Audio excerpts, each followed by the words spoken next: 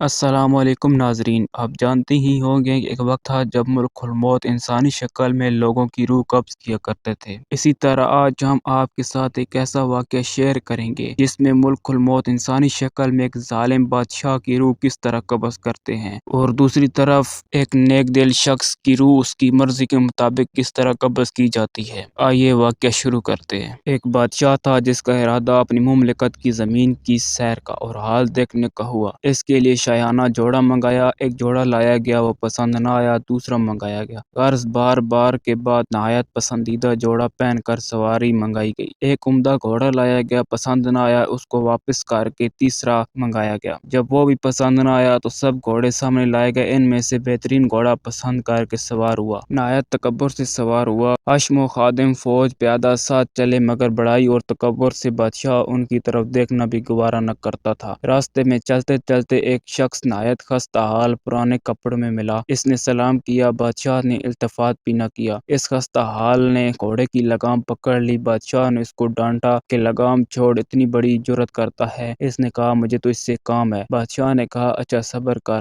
جب میں سواری سے اتروں گا اس وقت کہہ لینا۔ اس نے کہا نہیں ابھی کہنا ہے، اور یہ کہہ کر زبردستی لگام چھین لی۔ بادشاہ نے کہا کہہ۔ اس نے کہا بہت راز کی بات ہے، کان میں کہنی ہے۔ بادشاہ نے کان اس کے قریب کر دیا۔ اس نے کہا میں ملک الموت ہوں، تیری جان لینا ہے۔ یہ سن کر بادشاہ کا چہرہ فاق ہو گیا اور زبان لڑکھڑا گئی۔ پھر کہنے لگا اچھا مجھے اتنی مہلت دے دے کہ میں گھر جا کر کچھ اپنا سامان نظم کر دوں، گھر والوں سے مل لوں۔ فرشتے نے کہا بالکل مہلت نہیں ہے، اب تو اپنے گھر کو اور سامان کو کبھی نہیں دیکھ سکے گا۔ یہ کہہ کر اس کی روح قبض کر لی اور وہ گھوڑے پر سے لکڑی کی طرح نیچے گر گیا۔ اس کے بعد وہ فرشتہ ملک الموت ایک نیک مسلمان کے پاس گیا۔ وہ نیک بندہ بھی کہیں سفر میں جا رہا تھا، اس کو جا کر سلام کیا۔ اس نے وعلیکم السلام کہا۔ اس نے کہا مجھے تیرے کان میں ایک بات کہنی ہے۔ اس نے کہا کہو۔ اس نے کان میں کہا کہ میں ملک الموت ہوں۔ اس نے کہا بہت اچھا کیا ہے، بڑا مبارک ہے ایسے شخص کا آنا جس کا فراق بہت طویل ہو گیا تھا۔ مجھ سے تو جتنے آدمی دور ہیں ان میں سے کسی سے ملاقات کا اتنا اشتیاق نہ تھا جتنا تمہاری ملاقات کا تھا۔ فرشتے نے کہا کہ تم جس کام کے لیے گھر سے نکلے ہو اس کو جلدی پورا کر لو۔ اس نے کہا مجھے اللہ تعالیٰ سے ملنے سے زیادہ محبوب کوئی بھی کام نہیں۔ فرشتے نے کہا کہ تم جس حالت پر مرنا اپنے لیے پسند کرتے ہو میں اسی حالت میں جان قبض کروں گا۔ اس شخص نے کہا کہ تمہیں اس کا اختیار ہے۔ فرشتے نے کہا مجھے یہی حکم دیا گیا ہے کہ تمہاری خوشی کا اتباع کروں۔ اس شخص نے کہا کہ اچھا تم مجھے وضو کر کے نماز پڑھنے دو اور جب میں سجدے میں جاؤں تو میری روح قبض کر لینا۔ چنانچہ اس نے نماز شروع کی اور سجدے میں اس کی روح قبض کی گئی۔ میں امید کرتا ہوں آج کا یہ واقعہ آپ کو پسند آیا ہوگا۔ اگر پسند آیا ہے تو ویڈیو کو لائک کر دیں، شیئر کر دیں اور چینل پر نئے ہیں تو چینل کو سبسکرائب کر دیں۔